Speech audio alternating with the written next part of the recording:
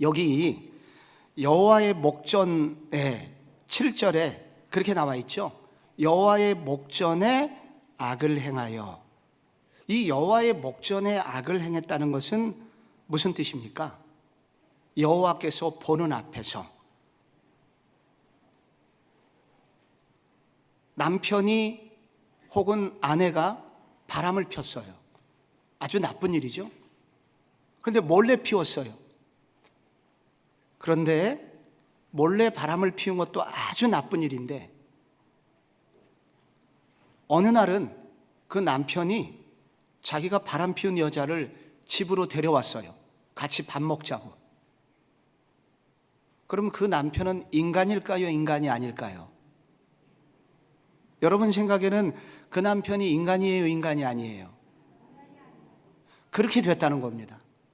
여호와의 목전에 악을 행하여 라는 이 말은 옛날에는 그래도 부끄러운 줄 알고 바알과 아세라를 섬겼다는 거예요. 그런데 이제는 여호와의 보는 앞에서 여호와의 목전에 죄를 짓고도 그게 죄인 줄 모르는 뻔뻔하게 죄를 지었다는 겁니다. 하나님과 이스라엘 요 사이는 언약 관계를 맺었다고 합니다. 그래서 출애굽기 20장에 보면은 하나님께서 이스라엘 백성들을 출애굽시켜서 시내산에서 언약을 맺습니다. 그리고 그 언약 백성에게 주신 그 계명이 10계명입니다.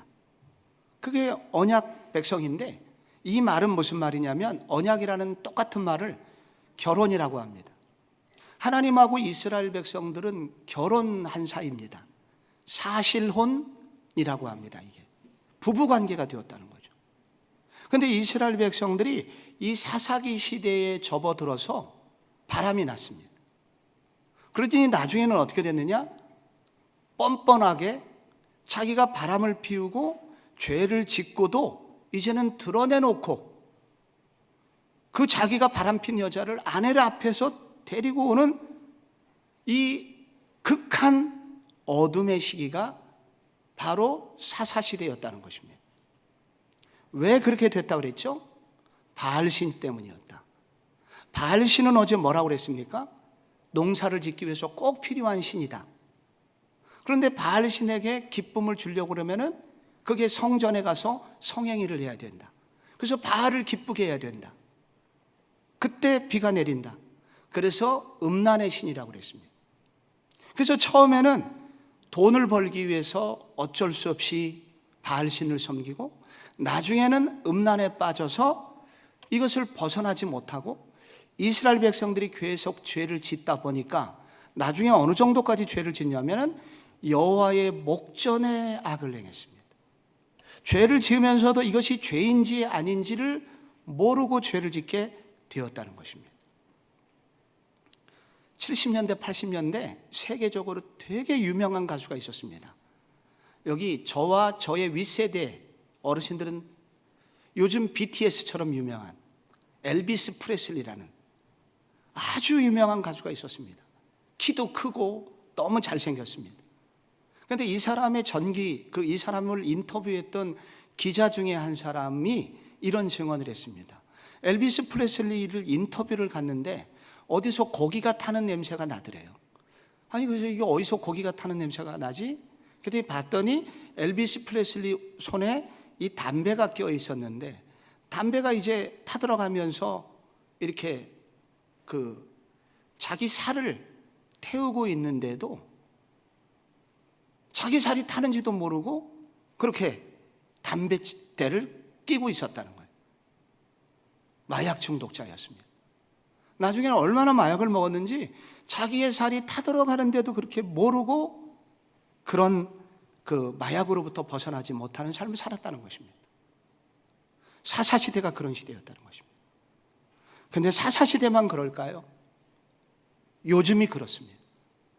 이 시대가 점점 내가 무슨 일을 하고 있는지 잘 몰라요. 내가 여호와 앞에 죄를 짓고 있다는 것을 몰라요. 그때 하나님이 많이 참으십니다. 그런데 하나님께서 이제 하나님의 징계가 시작이 됩니다. 이 8절에 보면 여호와께서 이스라엘에게 진노하사 그들을 메소포타미아 왕 구산 리사다임의 손에 파셨으므로 이스라엘 자손이 구산 리사다임을 8년 동안 섬겼더니 여호와께서 진노하셨습니다. 하나님께서는 오래 참으시는 분입니다. 그런데 하나님이 진노하셨다고 하는 것은 이제 물이 100도가 되면 끓듯이 하나님께서 더 참아줬다가는 내 백성이 완전히 망하겠구나 생각하는 시점에 하나님은 진노하십니다. 하나님은 오래 참으시고 여러 번 참으시는데, 그러나 이대로 놔두면 내 백성이 죽겠구나. 하나님은 신실하신 분이시기 때문에 이스라엘을 결코 포기하지 않으시기 때문에 하나님은 사랑의 매를 드십니다. 그거를 징계라고 하고, 그거를 이 사사기 표현으로는 여호와께서 진노하사라고 표현합니다. 여호와께서 진노하셨습니다. 그래서 우리 오래전부터 믿음의 성도들이 쓰던 유명한, 성경에는 나와 있지 않은데 그 선배들이 말한 격언 같은 게 있습니다.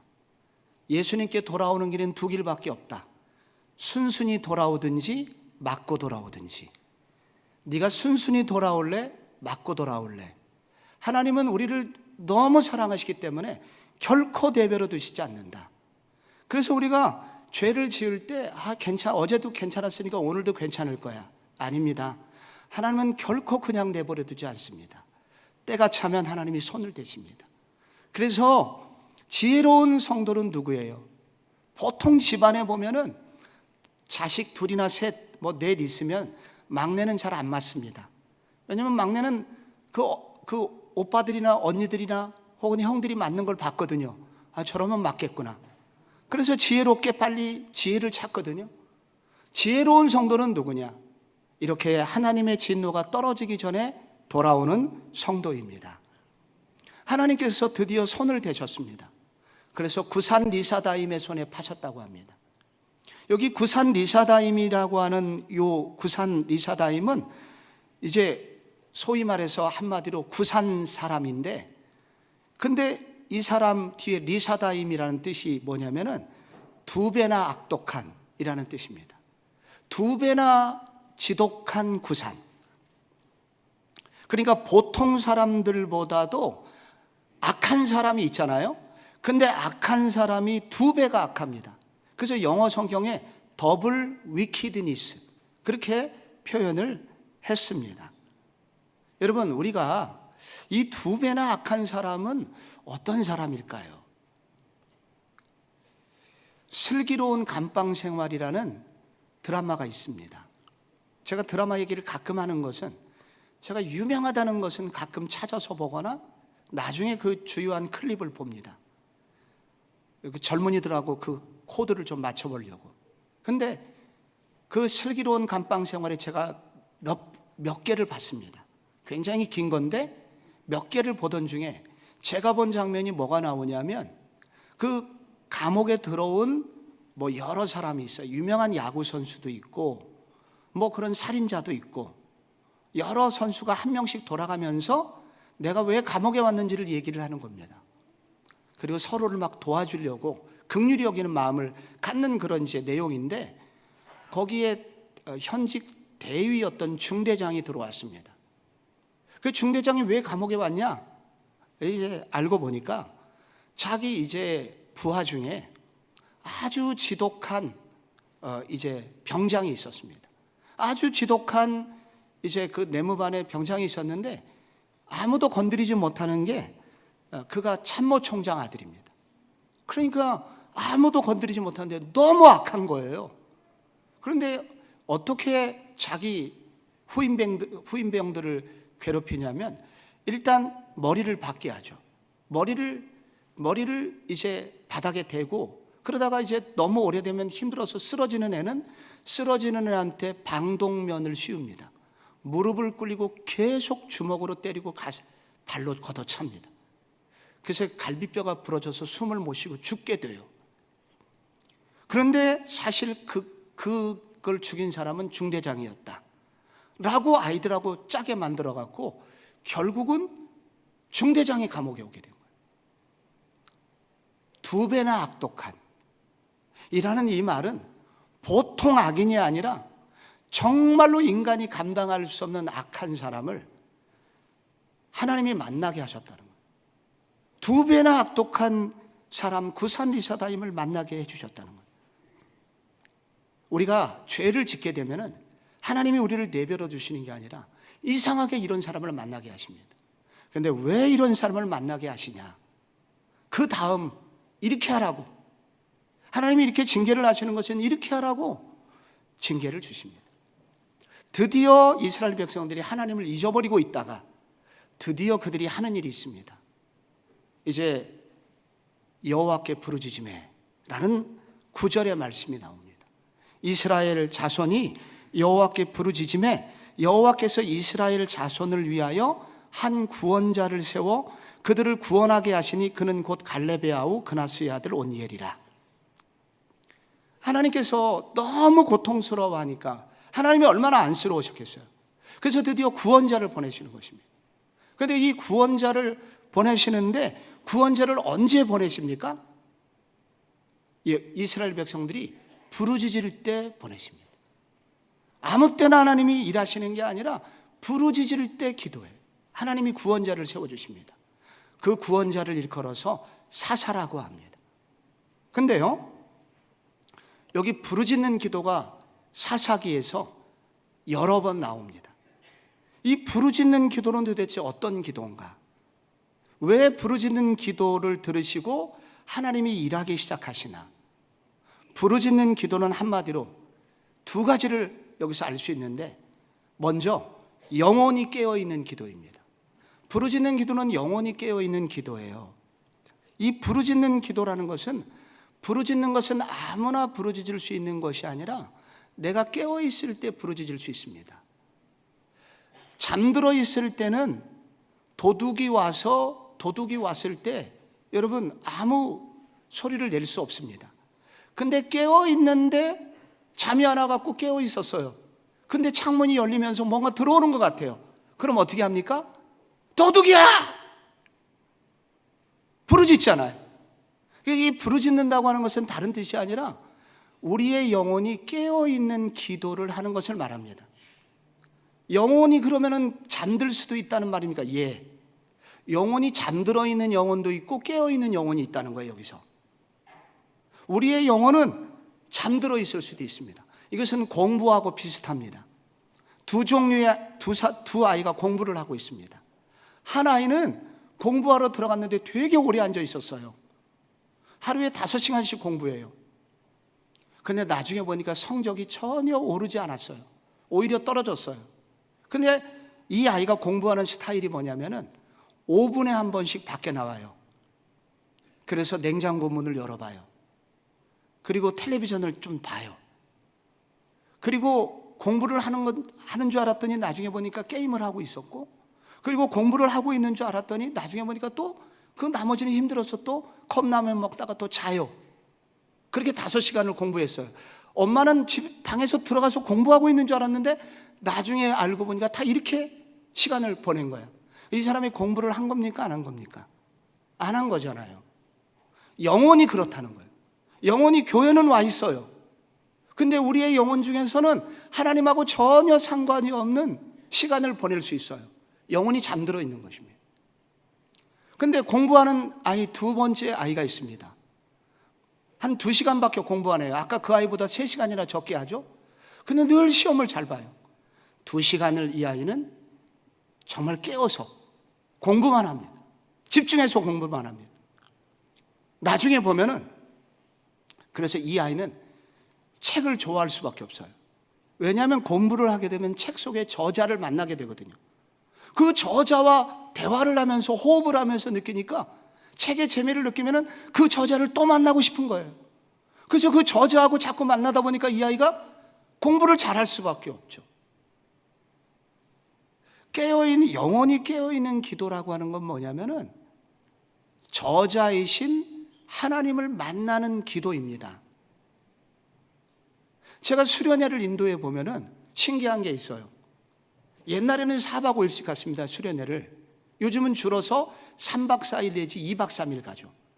근데 3박 4일 수련회를 가면 이상하게도 언제 제일 많이 은혜를 받을까요? 여러분 생각에는 언제인 것 같아요? 여기 권사님들 옛날에 수련회할 때 언제 제일 은혜 받으셨습니까? 마지막 날 은혜를 제일 많이 받아요. 그런 강사 목사님이 말씀이 마지막 날 특별히 좋았냐? 아닙니다. 첫날부터 둘째 날, 셋째 날 똑같이 말씀을 전하는데 셋째 날 정말 큰 은혜가 임합니다. 왜 그래요? 첫째 날은 이 세상 생각하고 이 가득 머리에 들어있어요. 그래서 영혼이 여전히 깨어있지를 못해요. 머릿속이 자탕이야. 그래서 순수한 하나님의 말씀이 안 들려. 그러다가 이제 첫째 날 저녁 지나고 둘째 날 아침이 지나고 또 둘째 날 저녁 집회하고 그러다 보니까 영혼이 깨어난 거예요. 그래서 셋째 날 말씀은 다 내 말씀처럼 들려. 그래서 진짜 성경의 저자이신 하나님을 만나게 돼요. 영혼이 깨어있는 기도를 하게 되니까 그때 변화가 일어나기 시작합니다. 그래서 많은 분들이 헌신해갖고 목사님도 되고 선교사님도 되고 여기 교회 장로님도 되고 그래서 교회를 이끌어가는 일꾼들이 된 겁니다.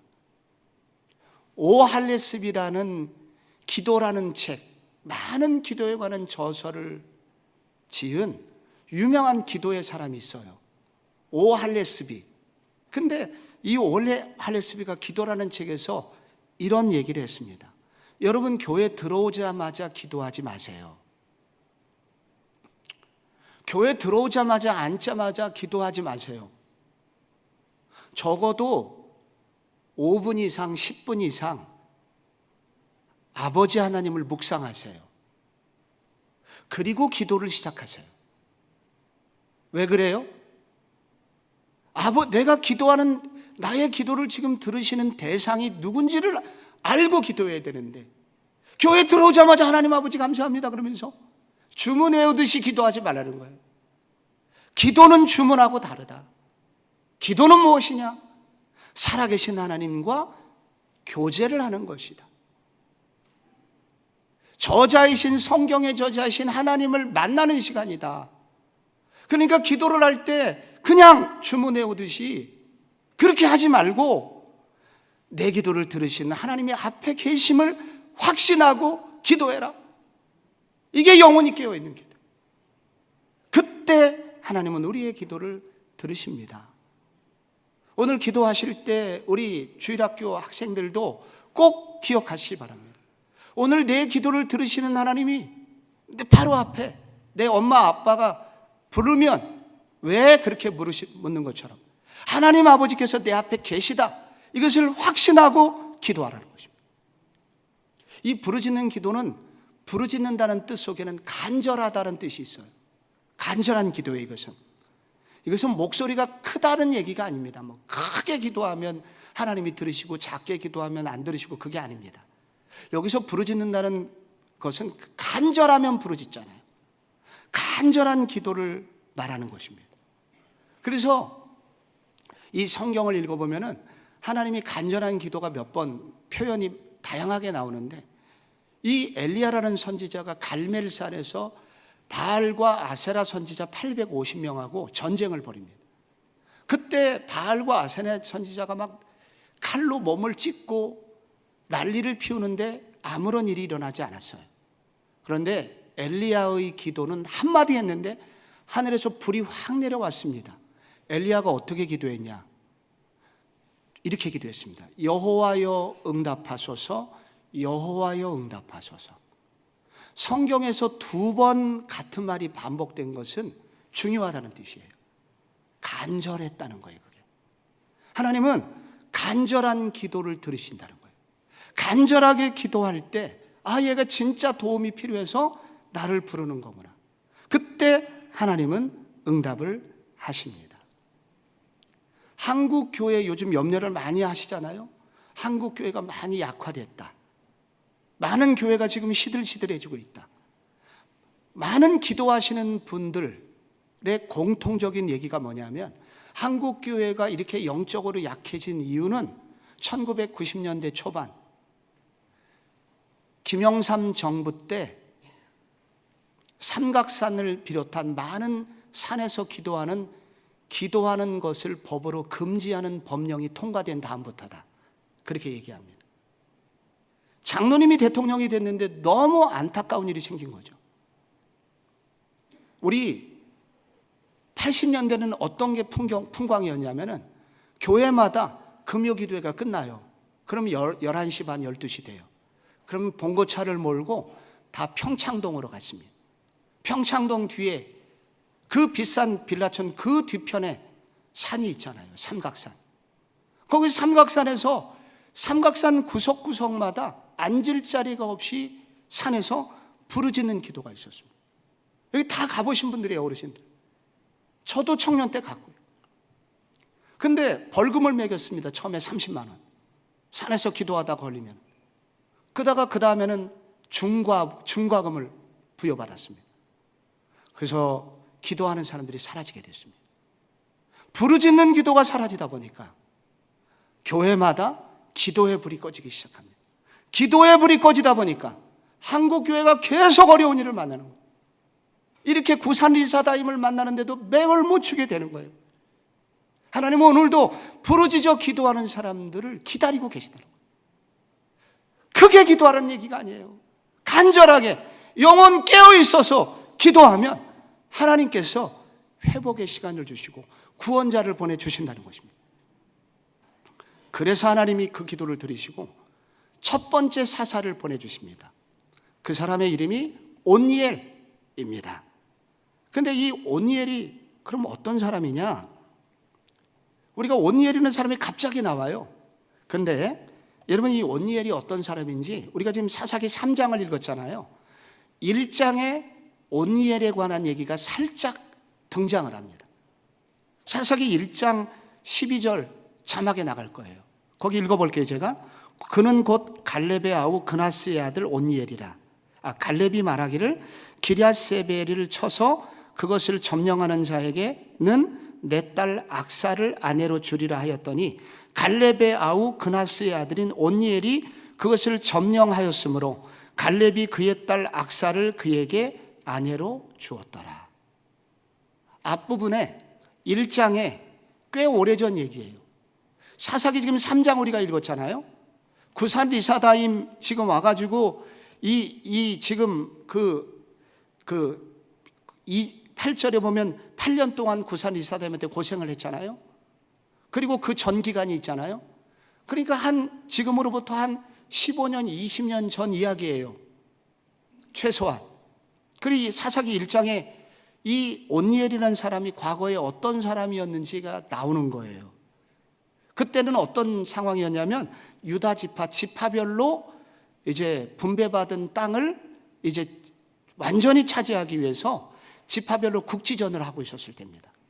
그때 굉장히 어려운 점령하기 어려운 도성이 기럇세벨이었는데 그 기럇세벨을 앞두고 유명한 믿음의 사람 여호수아와 동역자였던 갈렙 장군이 만약에 저곳을 점령하면 내 딸 악사를 주겠다라는 고대 시대의 기록이니까 자매들은 이해하셔야 돼요.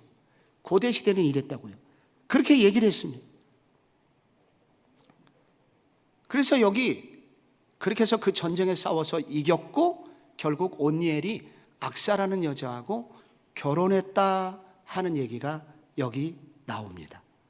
그래서 여기 굉장히 중요한 이 온니엘이 누군데 하나님이 이 사람을 쓰셨냐 하는 아주 중요한 얘기가 나와요. 먼저 이 온니엘은 어떤 사람이었습니까? 전쟁을 아는 사람이었다는 거예요. 그러니까 그는 20년 전인지 25년 전인지 정확하지는 않지만 이미 나이가 들었잖아요. 온니엘이 이제 나이가 들었잖아요. 은퇴했어요. 은퇴를 했는데 사사기 3장이 왔고 너 구산 리사다임이 막 괴롭히는데 이스라엘 백성들이 부르짖었어요. 그런데 온니엘을 하나님이 일으키셨는데 온니엘은 이미 은퇴했어요. 은퇴 전에 옛날에 젊었을 때 온니엘이 한 일이 뭐예요? 전쟁에 나가서 용감하게 싸웠다는 거예요. 전쟁을 아는 사람, 전쟁을 경험해 본 사람. 이 말은 온니엘이 죽을 때까지 전쟁을 했던 사람이라는 뜻입니다. 여기서 전쟁을 했다는 말은 항상 이제 앞으로 이 구약시대의 전쟁은 무엇을 말하냐면 오늘날은 영적 전쟁을 말하는 거예요. 영적 전쟁을 치열하게 했던 사람이라는 거예요. 무슨 뜻일까요? 하나님의 뜻대로 살아야지. 하나님의 말씀대로 살아야지. 아무리 어려워도 하나님의 뜻은 뭔가 하면서 하나님의 말씀대로 살아보고자 하는 갈등이 있잖아요, 우리 속에. 근데 그냥 죄를 짓는 사람이 있고 갈등하는 사람이 있고 갈등하다가 이기는 사람이 있잖아요. 오니엘은 그런 사람이었어요. 아무리 시대가 어려워도 하나님의 말씀대로 살아야지 하면서 그는 시대한테 지지 않고 하나님의 뜻대로 살아보려고 몸부림을 쳤던 사람이라는 거예요. 하나님은 누구를 쓰시느냐? 몸부림치는 사람을 쓰신다는 걸 알 수 있습니다. 하나님 앞에 시대가 어려워도 한번 하나님의 뜻대로 살아보겠습니다. 오니엘이 늘 이겼겠어요? 실수 안 했겠어요? 했겠죠. 그러나 하나님이 보시는 것은 몸부림입니다. 어떻게든지 하나님의 뜻대로 살아보려고 하는 몸부림치는 사람을 하나님은 구원자로 세우셨다는 거예요. 또 하나 나오는데 오니엘은 어떤 사람이냐? 거룩한 사람이었어요. 이건 무슨 말이냐면 오니엘의 결혼 얘기가 나오잖아요. 악사라는 여자는 이 유다 지파의 같은 지파의 여자죠. 그런데 이런 말은 뭐냐면 사사기에서 매우 중요해요. 사사기의 결혼은 어떤 결혼이었냐면 자폰이 시작이 돼가지고 이방 여자들하고 결혼하는 게 사방에서 일어나기 시작했어요. 그래서 이스라엘의 2세들이 히브리어도 모르고 여호와 종교를 몰라요. 왜? 부인들이 이방 여자가 많았기 때문에. 그래서 사사기의 어둠이 짙어지게 된 것입니다. 그래서 이 온니엘의 특징은 뭐냐면은 그의 삶이 거룩한 삶이었다는 거예요. 그의 결혼 생활이 깨끗했다는 거예요. 그래서 이렇게 자기가 하나님 앞에서 바알의 문화에 무릎 꿇지 않고 바알의 음란한 문화에 무릎 꿇지 않고 그는 거룩한 사귐과 거룩한 결혼을 했다는 것입니다. 하나님이 그런 사람을 쓰신다는 것입니다. 이거는 성경 전체에 늘 하시는 말씀이에요. 디모데후서 2장 20절 여러분 한번 같이 읽어보면 좋겠어요. 같이 한번 시작. 큰 집에는 금그릇과 은그릇뿐 아니라 나무그릇과 질그릇도 있어 귀하게 쓰는 것도 있고 천하게 쓰는 것도 있나니 21절 그러므로 누구든지 이런 것에서 자기를 깨끗하게 하면 귀히 쓰는 그릇이 되어 거룩하고 주인의 쓰심에 합당하며 모든 선한 일에 준비함이 되리라. 아멘. 22절 시작. 또한 너는 청년의 정욕을 피하고 주를 깨끗한 마음으로 부르는 자들과 함께 의와 믿음과 사랑과 화평을 따르라. 아멘. 이 얘기는 여기 식탁 위에 그릇이 몇 개 있어요. 샐러드가 나왔어요. 그래서 그릇이 몇 개 있는데 그릇이 보니까 그릇이 몇 개가 있는데 하나는 다이아몬드로 만든 그릇이고 하나는 종이로 만든 종이 그릇이에요. 여러분 같으면 어떤 것을 가지고 샐러드를 드시겠습니까? 이건 무르나 마나하는 얘기죠. 근데 여기 자세히 보니까 그 다이아몬드 그릇 위쪽에 뭐가 묻어 있어요. 그래서 자세히 보니까 똥이야. 여러분은 그때 종이 그릇을 쓰시겠습니까? 다이아몬드 그릇을 쓰시겠습니까? 이거 무르나 마나죠. 하나님이 그러시다는 거예요. 하나님께서 쓰시는 사람이 있는데 내가 얼마나 똑똑하냐, 얼마나 많이 가졌냐, 그거를 하나님이 보시는 것이 아니라 깨끗한 그릇을 쓰신다. 그래서 부족해도 하나님 앞에 몸부림치면서 거룩을 추구하게 되면 그런 사람을 하나님이 쓰신다는 거예요. 그래서 22절에 특별히 누구를 주의하라고 그러냐면 너는 청년의 정욕을 피해라. 제일 죄짓기 쉬울 때가 청년. 사실은 이 청년은 이 단어가 나올 때는 15세부터 만 14세부터 20세 정도의 청년을 말하는 거예요. 이 단어는 그때가 가장 죄짓기 죄 지으려는 욕구가 가장 많은 때라는 거예요. 그래서 너희는 그런 정욕을 피하고 주께 깨끗한 부르는 자들과 함께 의와 믿음과 사랑과 화평을 지킬 때 하나님은 그 사람을 반드시 쓰신다는 거예요. 온니엘이 그런 사람이었습니다. 저는 제가 언제 새벽 기도할 때 제 친구 얘기를 한번 해서 제 친구가 이거 들으면 좋을지 안 좋을지 아직 모르겠어요. 저는 그 대학 시절에 대학교 앞에서 자취를 했습니다. 그 자취를 3명 친구라고 했는데 그 중에 한 친구예요.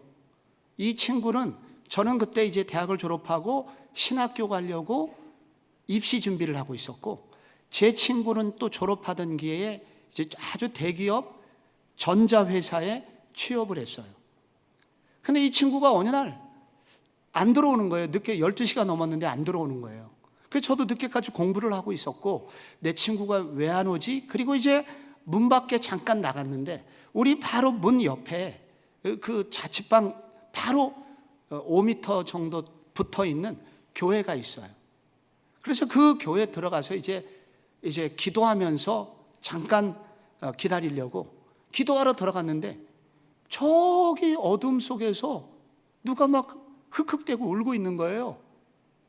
자세히 보니까 내 친구야. 내 친구가 막 울고 있어. 근데 그 친구는 그날 왜 울었냐면은 이제 회식이 있어요. 취업을 해갖고 회식집에 갔는데 1차 회식 끝나면 밥 먹고 집에 오는 줄 알았는데 안 보내줘요. 2차를 간 거예요. 2차 가니까 이상한 술집이야. 여자들이 나와. 그 여자들이 따라주는 술을 먹은 거예요. 그게 괴로워갖고 내 친구가 거기서 울면서 기도를 하고 있더라고요. 근데 매우 신기한 게 있어요. 내 친구는 말을 잘하지 못해요. 그러니까 말이 막 달변가들 있잖아요. 그리고 막 선배들한테 막 이렇게 성격적으로 막 이렇게 살살거리고 절대 그러질 못해요, 내 친구는. 놀라운 일이 있습니다. 내 친구 대학 동기생들 한 친했던 한 20명 있거든요. 제일 먼저 그 기업에서 이사가 됐습니다. 그 이사도 오랫동안 이사를 했어요. 이사 끝난 다음에 어느 중견기업에 또 부사장으로 갔습니다. 지금 교회 장로님이 됐습니다. 나는 그 친구를 생각할 때마다 정말 그렇구나. 목사는 목사라고 쳐요. 근데 세상에서도 하나님 앞에 그렇게 거룩을 위해서 몸부림치는 사람을 하나님이 내버려 두지 않으시는 거예요. 세상이 어둡잖아요. 죄를 안 지을 수 없는 세상처럼 보이잖아요. 아무리 그래도 하나님 앞에 깨끗한 그릇이 되려고 주님 앞에 몸부림치는 사람을 하나님은 쓰시는구나. 하나님은 지금도 그런 사람을 찾고 계세요. 그런 사람을 온니엘처럼 일으키신다는 거예요. 온니엘의 마지막에 나와요. 그런 온니엘에게 하나님이 하신 일이 있어요. 온니엘이 그렇다고 해서 나이가 들어가서 무슨 싸움을 하겠어요. 은퇴했는데 아무리 깨끗한 그릇이라고 해도 온니엘이 무슨 힘이 있겠어요. 그때 하나님이 보내주시는 게 있어요. 뭡니까? 여호와의 영이 그에게 임하셨으므로. 여호와의 영이 그에게 임한 거예요. 여호와의 영은 성령님이에요. 성령님은 누구십니까? 하나님은 삼위일체 하나님이시라 성부 하나님, 성자 예수님, 성령 하나님. 성령 하나님은 삼위일체 하나님이시거든요. 하나님의 또 다르신 하나님께서 삼위일체 하나님이 그에게 임한 거예요. 하나님의 영이 임하는 것은 삼위일체 하나님은 세 분이 같이 오시기 때문에 성부, 성자, 성령 하나님이 강하게 온니엘에게 임하였고 온니엘을 붙들기 시작했습니다. 그랬더니 무슨 일이 생겼습니까? 2배나 악독한 구산 리사다임을 이겼다고. 싸움에서 이기니라, 여기 이기니라 한 방에 이겼어요. 하나님께서 능력을 주시자 한 방에 이기게 됩니다. 여기 성령님의 임재의 중요성이 있습니다. 성령이 임할 때 무슨 일이 생기냐면 구약 성경 에스겔 37장 9절에 보면은 이런 얘기가 나옵니다. 하나님께서 선지자 에스겔을 골짜기에 뼈들만 널브러져 있는 골짜기로 에스겔을 인도하셔요. 그때 에스겔에게 이렇게 명령을 합니다. 너 그 마른 뼈들에게 일어나라고 명령을 해라. 그래 믿겨지지 않았지만 명령을 하니까 이 뼈들이 막 일어나기 시작하는 거예요. 근데 일어났는데 여전히 일어나기만 했듯이 사람 노릇은 못했습니다. 그때 두 번째 하나님의 명령이 떨어집니다. 생기가 그 속에 들어가게 해라. 그래서 두 번째, 여러분, 이 에스겔이 이렇게 외칩니다. 생기야 사방에서부터 와서 불어서 이 죽은 자에게, 사망을 당한 자에게 들어가라. 그랬더니 그 뼈들이 군대를 이루게 되었다. 여러분, 에스겔 37장 9절에 나오는 얘기 제가 10절만 읽어드릴게요. 이에 내가 그 명령대로 대언하였더니 생기가 그에게 들어가매 그들이 곧 살아나서 일어나 서는데 극히 큰 군대더라. 성령님이 하시는 일이 있습니다. 이게 우리 힘으로 한다 그러면은 절대 이 세상을 이길 수 없습니다. 그런데 우리가 예수 믿을 때 우리 속에 성령님이 들어와 계시거든요. 그래서 성령님을 의지하고 성령님 충만하게 일하여 달라고 우리가 고백하고 기도하면 하나님은 여기에 나와 있는 그대로 놀라운 일들이 이루시는데, 마른 뼈가 살아나게 하시는 일과 그 다음에 마른 뼈를 살리실 뿐만 아니라 지극히 큰 군대의 역할을 하게 하시는데, 여기 군대라고 하는 것은 이것은 하나님이 원하시는 교회, 세상을 살리는 교회, 구약교회를 말해요.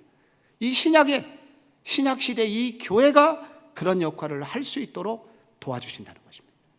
오늘 그러므로 우리도 이 성령님을 의지하여 기도할 때 이런 일을 일으켜 주신다는 것입니다.